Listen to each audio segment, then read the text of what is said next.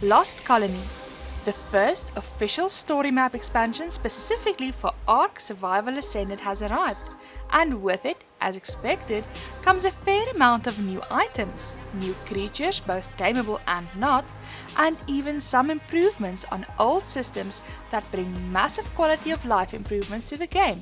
Of course, the biggest new addition is the map itself. Much like Scorched Earth, where the entire map is one big desert, Lost Colony is covered in snow from edge to edge, boasting a wide variety of frozen biomes for you to explore, starting off at the barren Frostwind expanse and working up through the different snowy biomes, including eerie dark forests, treacherous mountains, hot springs that provide a moment's respite from the cold, and sludgy aberrant crash sites where pieces of Rockwell's lingering presence has twisted the fauna and flora into toxic abominations straight from the depths of your nightmares. This map is massive, and after exploring the various icy biomes, you will finally reach the outskirts of an absolutely colossal Gothic city, the likes of which we have never before seen in Ark. But if you are considering exploring this city, beware, as magnificent Gothic-inspired architecture is not the only thing that this city contains. It is well protected by watchtowers and gargoyles alike. The Lost King's collection of stone sentinels slumber as intricately carved statues, but will awaken as relentless monstrosities with glowing red eyes when disturbed. Don't let their low levels fool you.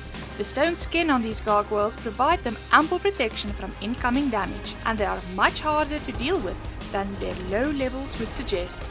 Gargoyles take the form of many different creatures that we know and love from across the multiple arcs. They can be found scattered all throughout the city, but the Lost King keeps his largest collection of gargoyles locked away within his palace walls. So be prepared to face them when you decide to go test your might in the new boss fight. Since they belong to the Lost King, you cannot tame a gargoyle. Inside the city you will meet its inhabitants, human NPCs. The Lost King's legion of intelligent, bioengineered thralls act very much like an opposing human force and are able to wield weapons, use teleporters and cryopods, ride on their own creatures, and even chase after you with their own glider suits if you were to attempt fleeing the city by jumping off its perimeter walls. Much of the Lost Colony gameplay balances on your relationship to the Lost King. Ally with him and protect his troops, or defy him and be prepared to face his bloodthirsty wrath. Your path ultimately leads you to the Lost King's palace, looming over the city and locking away a new evil in his Stygian court. You will find the terminal to challenge the Lost King in the deepest part of the city, tucked away in a sunken caldera, providing the hulking city with geothermal energy.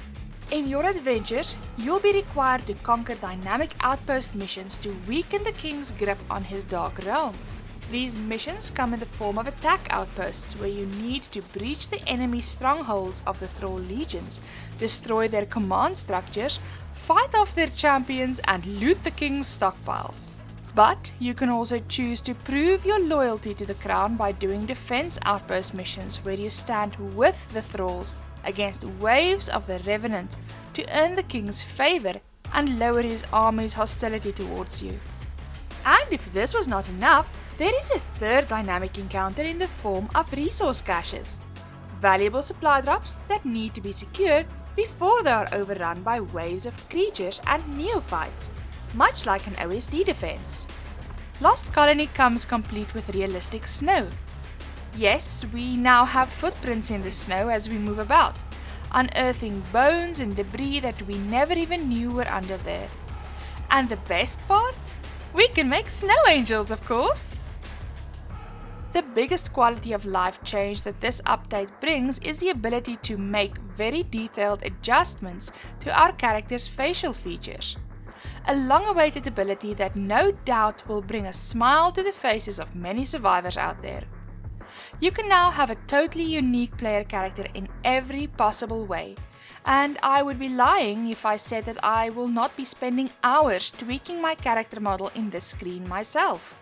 Lost Colony brings us a bunch of new, very stylized hairstyles. We see some old favorites return, reimagined as fire and ice themed versions of their former selves. Using the scissors, you can change to the fire or ice themed versions of these hairstyles, and changing the hair length will swap to the alternate version. Unfortunately, it seems like there is currently no way to get non-stylized versions of these hairstyles, at least for now. And no sign of my personal favorite, the Viking hairstyle either. Another new feature is the way in which certain cosmetics are handled. We have already seen a glimpse into this with the pre-order bonus from Lost Colony that gave us a cape accessory that could be placed over other cosmetics. Well, now we have 6 specialized accessory slots where we can have additional cosmetics equipped. At present, we have the option of the cape from Lost Colony as well as the steampunk goggles from Bob's Tall Tales. But this list will no doubt be expanded as time goes on, both by official cosmetics as well as custom ones from the workshop. The glider suits are also now equipped in these accessory slots. No longer will we have to sacrifice style to glide through the skies. Lost Colony brings us a massive roster of no less than 12 new enemies and creatures, of which only 2 cannot be obtained in one way or another. These range from humanoid NPCs and fearsome vampire bats to magnificent glittering foxes and even a majestic dragon straight out of an oriental fairy tale. And the Gloon, of course! 2 of these creatures were already handed to us to play with just a little early if we pre-ordered the Lost Colony map. And for good reason, as while the Ossidon may just prove to be the fearsome apex predator on this map, the curious little Veilwyn is the essential key critter to transform into either the magnificent Solwyn or the sinister Malwyn. These contrasting, fox-like creatures are sure to be high on the to-tame list for many survivors. Revenants are the result of Rockwell's presence crashing back down to Earth when the reseed protocol happened. The infected aberration seems to have broken apart when entering orbit, and everywhere its pieces landed, you will now find Revenants roaming about. These mindless Edmundium-infected zombie hordes swarm these ruins, and their only goal is to infect and destroy, and so they can also not be tamed. Revenants come in a few different varieties, and most of them run super fast. So outrunning a horde of these zombies will be a hard task. There is also a hulking alpha variant that may spawn on occasion. Neophytes are the feral, bat-like abominations under the control of the Lost King. They will descend upon anyone who generates enough hostility and are single-minded in their bloodlust-driven aggression. Neophytes also frequent lost supply caches, gliding in to try and steal your loot right from under your nose. When the Lost King deems you as a large enough threat, you will get a message stating that you are hunted by a Neophyte, and he will then indeed send a wave of his bat-like children to find and attack you. These formidable foes boast a huge health pool and do a fair amount of damage, so be prepared for a fight, especially when you are facing more than one. Neophytes take greatly reduced damage from tames, so you will have to be prepared to face off against them on foot. Once defeated outside of a cache mission, the Neophyte will drop loot, usually containing at least one cursed weapon or armor piece. Thralls, the Lost King's army of intelligent bioengineered soldiers that patrol the city and outposts around the map. These thralls will attack you with a variety of weapons and tames and sport an impressive variety of cosmetic armors, weapon skins and saddle skins that you can obtain and use on your own items. If you successfully defend or defeat one of their outposts in a mission or complete a lost supply cache, you will gain control of your very own thralls to command about as you see fit. Keeping a vampire around as a pet can be a fun experience, and you can take direct control of your thrall by walking up to it and interacting with it. From this radial menu, you can also command your thrall to harvest, defend, or even to ride one of your tames. Make sure to feed your thralls so that they don't starve out though. Remember, these are vampires, so they will need blood packs to regenerate their food. In the thralls radial menu, along with the options to select follow, harvest and turret mode, you can also put them into logistics mode. This system is the same one that we got for Survivor Mate on Aberration, and you can set up your Lost Colony base in much the same way, having your enslaved vampire thralls keep things neat and organized without all that mechanical clanking. Lost Colony provided the perfect opportunity to add the much anticipated Cryolophosaurus to Ark Ascended, and it now finds its home on this icy map. This is the 7th one of Garuga's Ark Edition's creatures to move over from the mod and become fully base game creatures in ASA. The Cryolophosaurus is your ultimate taming partner. As long as there is snow or water nearby to charge up its frozen breath, the Cryolophosaurus can jump, dodge, and they are extremely fast when entering their hyperactive mode, so taming one may be a good idea if you want to wield their torpor-inducing attacks for yourself or just plan on zipping over the arcs in style. The Veilwyn, which we already know and love, now finally finds its true home on Lost Colony. This friendly little fox companion who subdues your foes with its icy bites and summons a pack of copies of itself from the depths of its mysterious wormholes is essential as the base tame from which to transform the majestic Solwyn as well as the menacing Malwyn. Make sure to take your Veilwyn on adventures with you around Lost Colony, as you are sure to run into its more evolved cousin, the Solwyn. Once found, take your Veilwyn companion up to the curious Solwyn and use the whistle to play a little game to earn a piece of Vulpite, which can be used to evolve your own Veilwyn. If you can get your hands on some pristine Vulpite, you can feed it to your Veilwyn to ascend it into a beautiful Solwyn. The Solwyn is a rideable creature which makes a perfect travel mount in this frozen tundra, as it can not only use its command over the frost to deliver icy attacks and provide its rider with defense against the cold, but it can also scale vertical cliffs much like a Thyla. And better yet, can make an ice bridge to get to impossible places in the blink of an eye. The Solwyn can also be tucked away safely inside a little pocket dimension to be pulled out again at a later time. Red element will corrupt your beautiful Vulpite crystals, and using corrupted Vulpite on your little fox friend will turn it into a Malwyn, one of the experimental abominations found on Lost Colony and touted to be corruption incarnate. The Malwyn slides across the icy wastes and weakens prey by making them take increased damage while reducing their healing, and instead healing itself off of attacks against this weakened prey. Malwyns also cause their prey to become slower and can even ground flyers. By all accounts, the Malwyn is bad news if encountered in the wild, but tamed ones may be useful companions as long as they are fighting on your team. The apex predator on this icy map is the Ossidon, another creature spoiler that we were treated to a sneak peek of right before the full launch of Lost Colony. This hulking ape spits cryogenic ice spikes and can roll up massive ice wrecking balls to crush its enemies. This beast changes physical form as you level specific stats, and although it is one of the hardest creatures to tame in the current roster, owning Ossidons in your army can be a lot of destructive fun. They are also amazing battle mounts to take into the city, as it is covered in a flyer suppression field and all exploration needs to happen on foot. Something that is particularly difficult when the Lost King's entire armada is coming down on you, thralls and all. The creepy cute Gloon is one of the best things to come out of Rockwell's Twisted Zones on Lost Colony. This grotesque little shoulder pet seems to float by inflating its own eyes with gases and can be found lighting the path alongside a group of Revenants in the aberrant crash sites.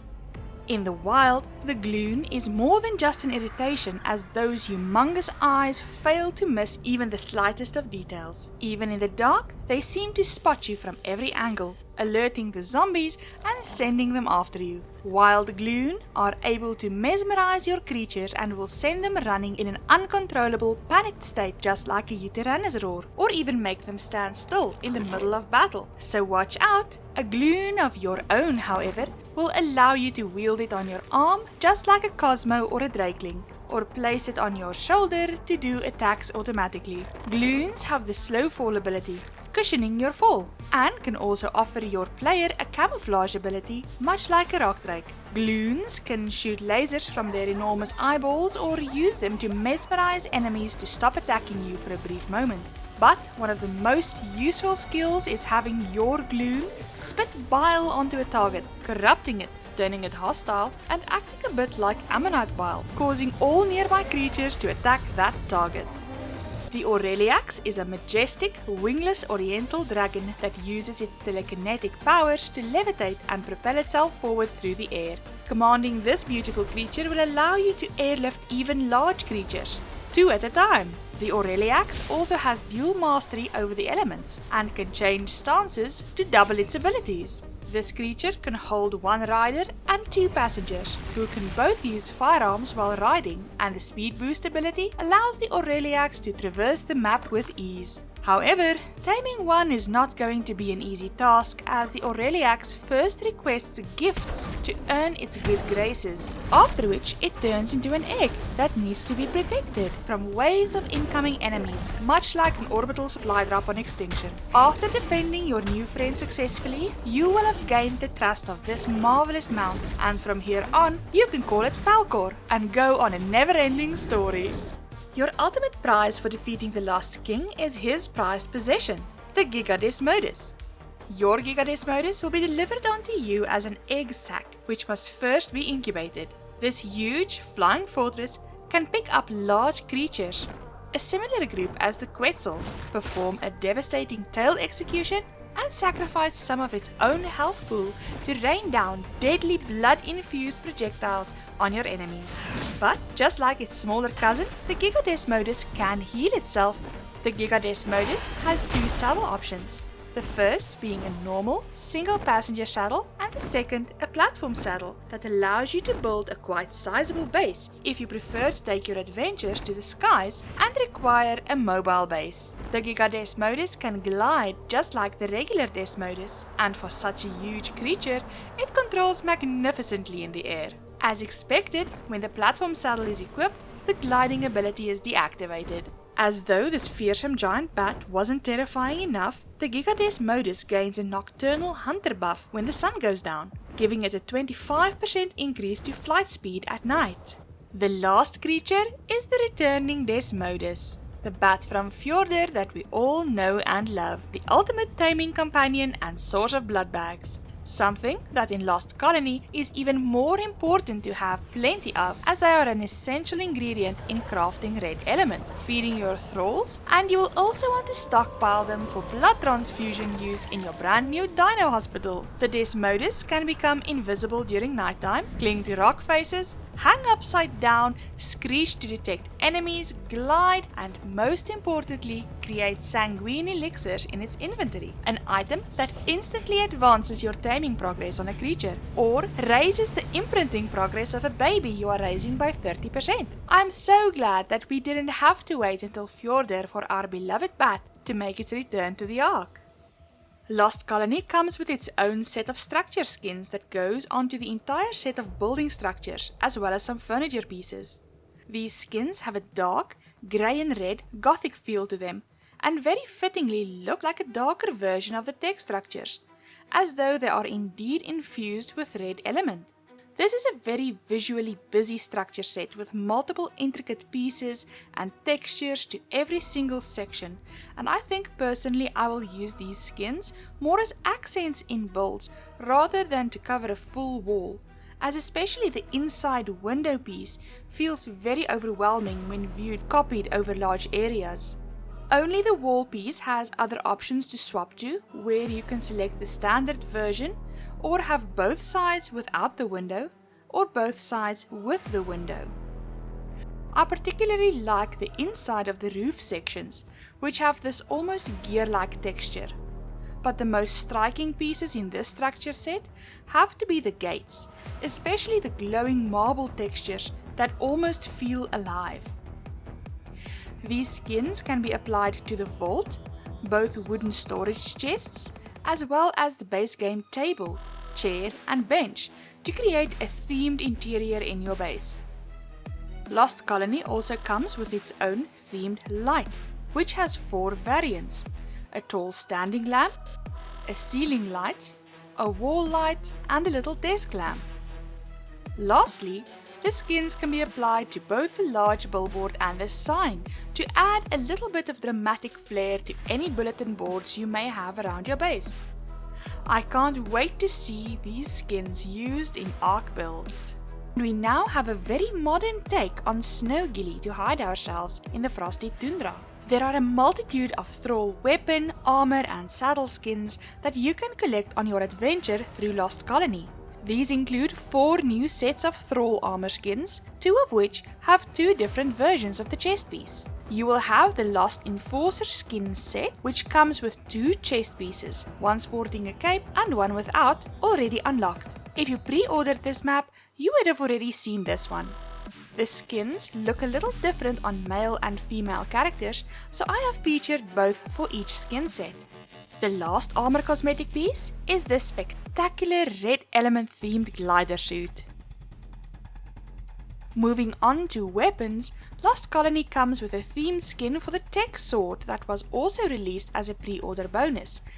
But you can collect skins for an additional 13 different Thrall weapons. These are all of the Thrall weapon skins that you can find on Lost Colony.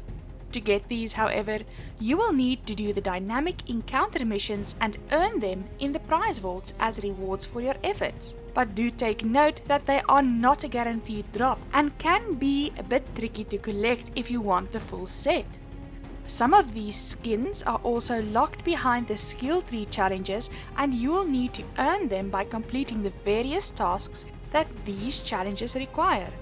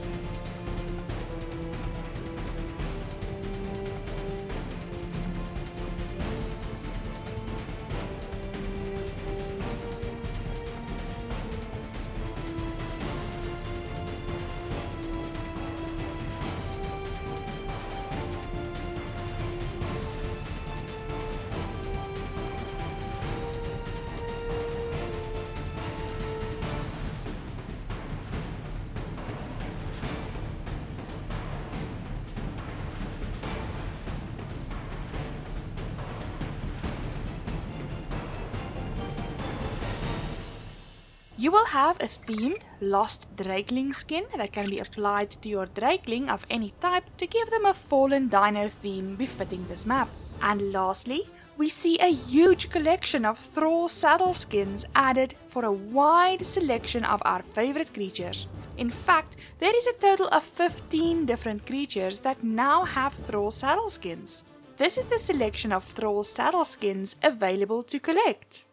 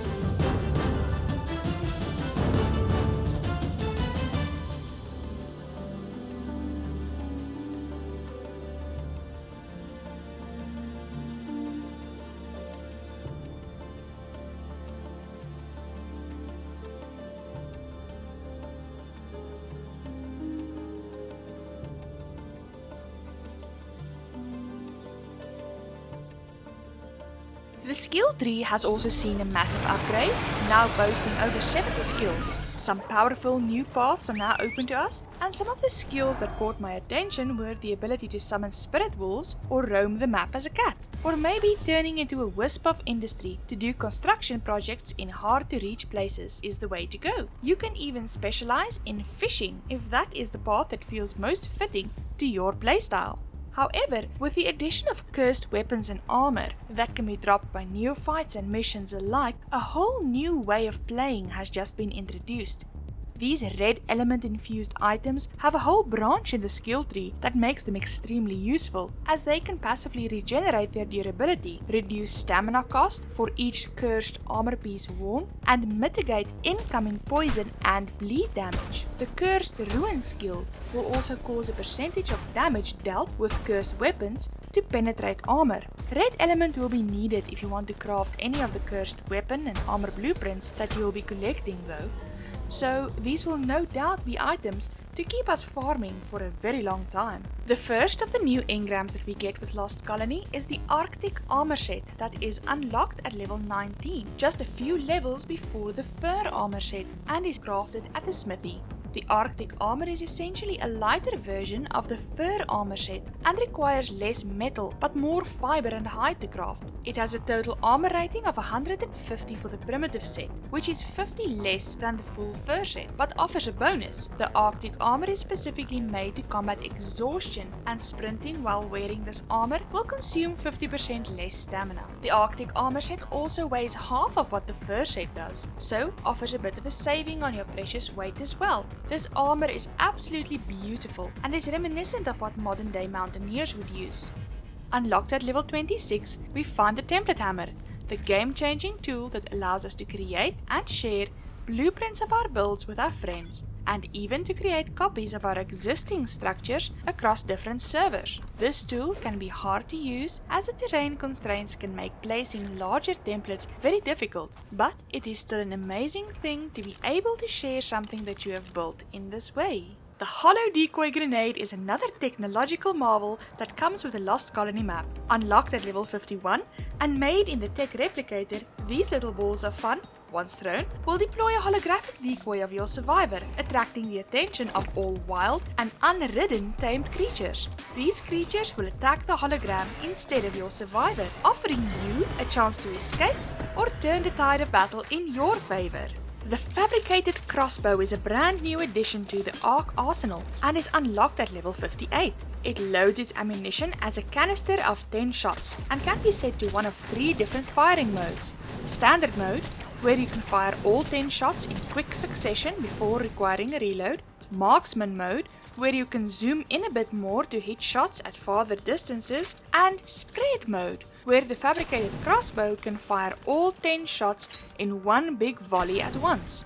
The Fabricated Crossbow can use stone, trank, flaming and metal arrows, as well as spear bolts and trank spear bolts if you want to sacrifice the use of heavier ammunition for the bit of extra distance underwater.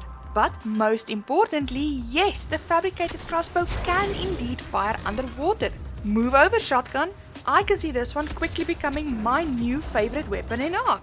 The medical stand is the next new item, unlocked at level 60, and only requiring a bit of metal, a few pieces of polymer and some blood packs to craft. This unassuming mobile drip stand is sure to change the way that we play forever. The medical stand has a few different uses. If you place one down in your base, next to a healthy tame with high health, you can select the option to create blood packs and attach the medical stand to your creature. This will slowly drain health from your creature while giving you blood packs with every tick. Be mindful that if you were to leave your creature hooked up, the medical stand will drain all of their blood and you will lose the creature. So, make sure to detach your creature before they donate all of their blood to the cause. If you place a medical stand next to one of your injured creatures and fill it up with blood packs, you can choose the option to heal your creature. Attach the stand to your hurt creature and see the medical stand work its magic, Finally, we have a way to heal up all of those high health tames without draining hundreds of feeding crafts worth of food. The medical stand has more tricks up its sleeve, however. If you lost the fight with a scorpion and need to reduce torpor on a creature, you can fill the stand with stimulant and choose the option to wake up creature before attaching the medical stand to your torpor creature. This will slowly pump stimulant into your torpor creature, causing them to wake up much sooner than just leaving them would. This works on creatures if they are torpor just a little bit or asleep, dragged out completely. And yes, this does work on untamed creatures too. So next time you damage that high level tame more than Algae Sushi would fix, or accidentally knock out that passive tame only dino, you can wake them up with a medical stand. Similarly, the medical stand is your new taming partner. Once you finally have your tame knocked out, place a medical stand next to it. Fill it up with narcotic, choose the option to torpor creature, attach it to the newly knocked out creature, and see how its torpor stays topped up while you are free to defend it from all of the hungry things around that want to eat your precious new friend. You can only attach one medical stand to a creature, and cannot attach a second creature to the same medical stand either. Also on level 60 we unlock the pet displays. This is such a wonderful quality of life improvement for all of us dino hoarders out there who just litter bases with our shoulder pets all over the floor. The pet display has 5 different versions that you can choose from. 2 that have space for 3 tames each, and 2 options that mount to the wall and can only hold 1 shoulder pet at a time. To use the display, your shoulder pet either needs to be close to the stand or sitting on your shoulder. When you interact with it, the display will have options to place the shoulder pets into any of the 3 positions. Once placed, shoulder beds can be rotated if you wish, and will sit happily in their new beds, leaving your valuable floor space clear and open for use. There is even an option to pet the creatures sitting on the displays. The 5th option in the pet display is a companion bed, where you can have your Veilwyn or Armadoggo lay down when they are not actively exploring the Ark with you. On level 64, you can unlock the Warbench, a brand new crafting station that requires at least a generator to power, and allows you to combine items in an attempt to improve the quality of the resulting item, or spend resources to re-roll the stats on items to try and improve them. This does take red element shards, so may get costly very quick.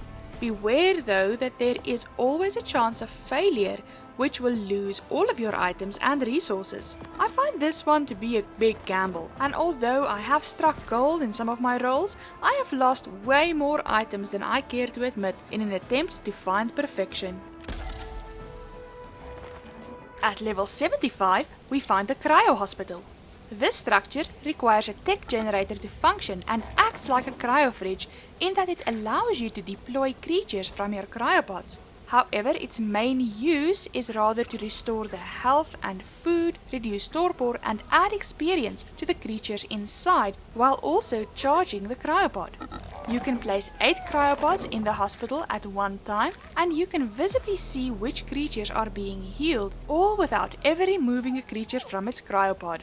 Also on level 75, we find the Blood Forge, another new tech-powered item that can be used to repair any item you place inside. In addition to this, the Blood Forge can also reinforce items to 120% of their normal durability. To do this, you will require element shards. The Blood Forge is also the only way to repair cursed armor if you need them repaired before they have time to naturally regenerate. Apart from revitalizing your gear, the Blood Forge is also how you craft red element and red element shards. Place your element along with a copious amount of blood packs inside, and you can turn them into unstable blood-infused red element. Over time, the unstable red element will dry and stabilize. If you have access to the makeshift Mega Lab from Bob's Tall Tales, you will also find the red element recipes in there. The Tek Bunker is another item that we already had access to as part of the Lost Colony pre-order perks, unlocked at level 80 and crafted in the Tek Replicator for the hefty price of 150 black pearls, 300 element and 5,000 iron ingots amongst other things. The Tek Bunker allows us to build a base underground, hidden away from everything on the surface. Just make sure to keep the structure at the top powered, or it will lose durability over time. Also returning from Ark Survival Evolved and unlocking at level 104, we have the Tek Crop Plot. These plots allow us to grow plants inside caves as they produce their own light when powered by a Tek generator. Tek Crop Plots have the added benefit of being able to gain 500% greenhouse effect, making them 1.5 times as efficient as regular crop plots, while also having 3 times the storage capacity and reducing decay of the crops inside because they are refrigerated.